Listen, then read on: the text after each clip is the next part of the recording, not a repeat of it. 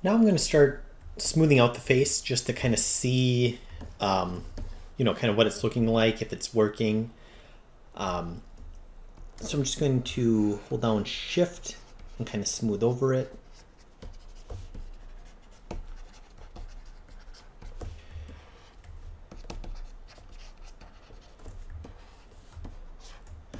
And again, it may look like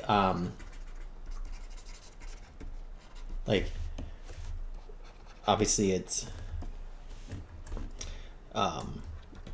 basically just flesh kind of shrink wrapped to muscle, but I feel like I can kind of fill that in a little bit, so it doesn't look like a starved person. We're just trying to initially create, get the structure there, so it feels right anatomically. And I feel like it looks like I've got kind of that drooping down, so he looks kind of sad. So I think I'm going to just kind of work this.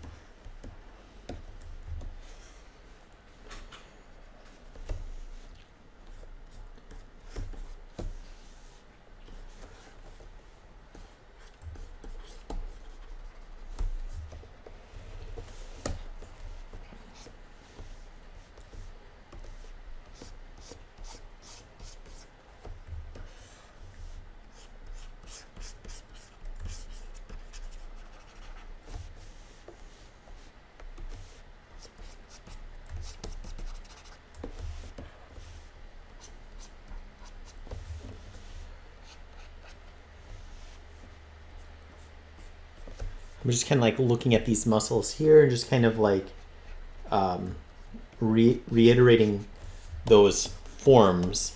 And then eventually I'm going to lose them, but I feel like, again, it's going to help give me structure. And there's a lot of subtleties that go in, especially to the face. So I think that something that's off just slightly can really make it seem wrong when maybe you're closer than you think. So I feel like, again, just kind of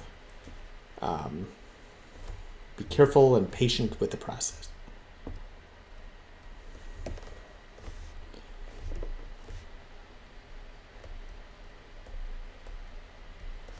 And we want to be really careful with how the skin is kind of wrapping around the eyes there. I think that this is where we want to be the most careful. You don't want it to look like a loose kind of mask that the character is wearing. You want it to look like it's really tightly wrapping around those eyes.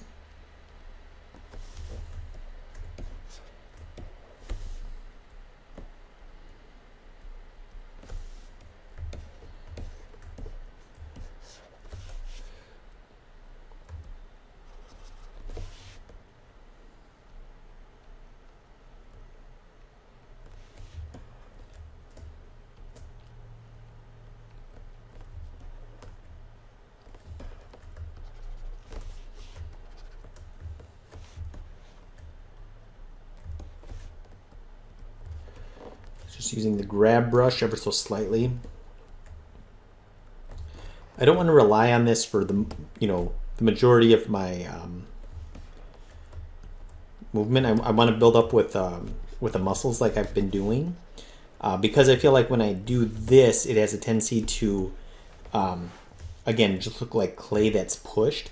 So I feel like I'm kind of really doing very subtle movements with this. I'm also, if you notice, it's kind of like I pull, move, pull, move. So I feel like really I don't want to kind of stay on one particular angle too long. When you move it, it's going to kind of keep it true. In other words, kind of let you know if it's if it's right or not.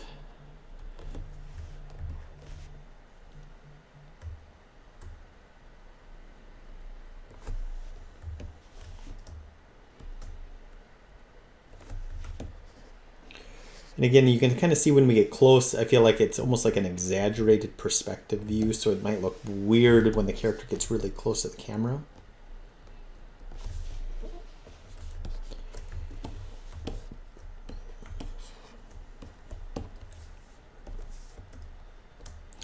And I might kind of even bridge the gaps between kind of some of these forms here to make it feel like the skin is just kind of getting stretched and being influenced by the bone underneath and the muscle.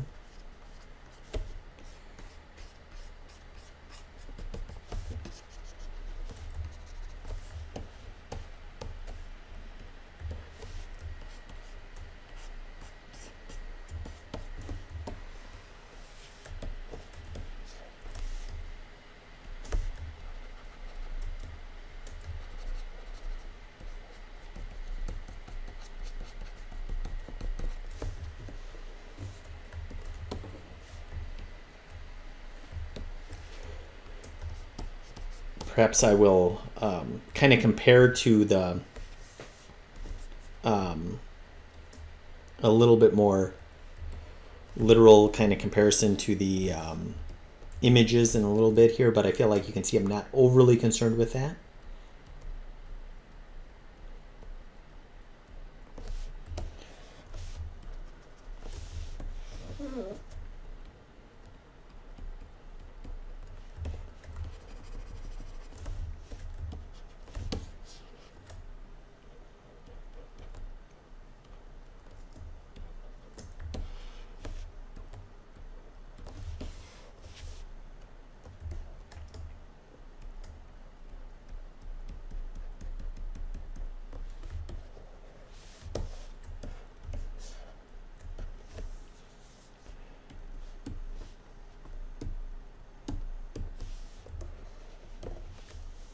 I think if it looks red, if it looks good in this red wax material, I feel like generally that's a good sign that you've got a good model, because I think that this material is really harsh. It's kind of a really non-forgiving material. It's going to kind of really show off the imperfections. So again, if it looks good in this, that's a good sign. So I usually won't kind of work in this from the beginning. I think it'll be kind of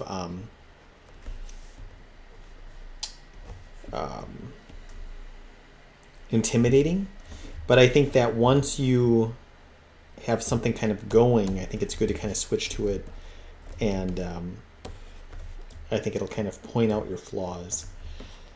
And again, every time we angle it, every time we move the camera, there's kind of a new potential to see something that maybe we missed before.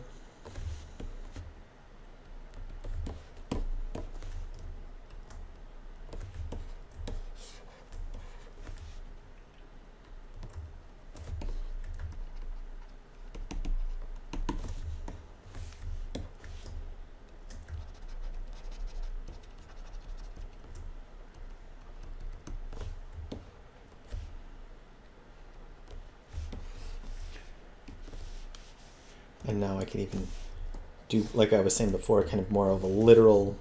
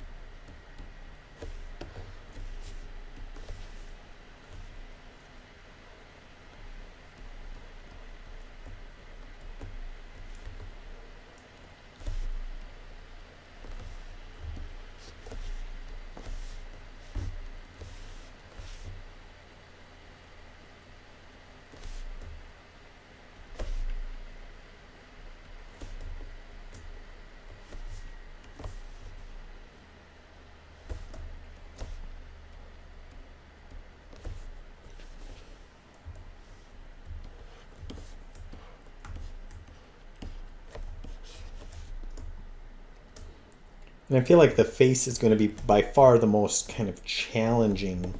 I think it's both the most challenging to learn and it's the most challenging to sculpt, because I feel like there's so many, again, there's so many intricacies with it, kind of ins and outs and just subtleness, that just kind of practicing, the more that you practice this, the easier it'll become.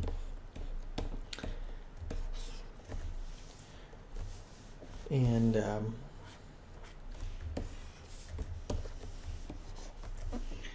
it's almost like with modeling it, it's almost like it's just a skill set of, do you notice anything wrong with it? And then continually doing that over and over and over. Okay, we'll continue more in the next lesson.